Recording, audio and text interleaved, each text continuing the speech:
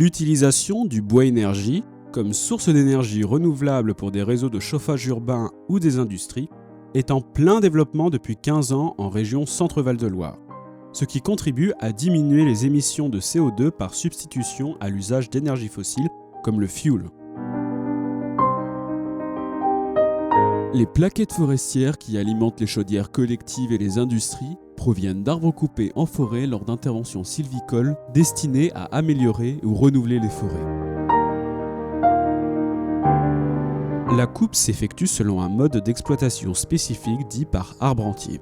Des arbres de petite dimension, des charmes, châtaigniers, bouleaux, trembles faisant en moyenne moins de 10 cm de diamètre, sont coupés par une machine d'abattage et sont intégralement broyés à proximité du lieu de coupe.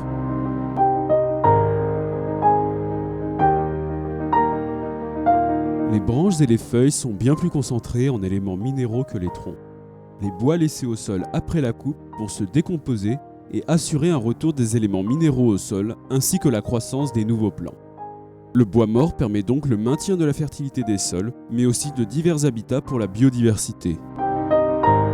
Lors de l'exploitation du bois énergie par arbre entier, les branches avec une partie du feuillage sont prélevées. Ce sont autant d'éléments minéraux qui ne seront pas restitués au sol.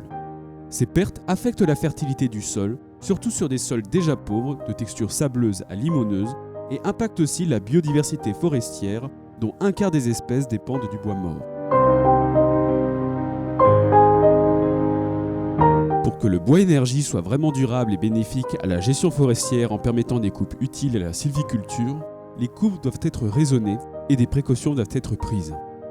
Retenez que laisser des bois morts au sol ou debout est bon pour le sol et la biodiversité.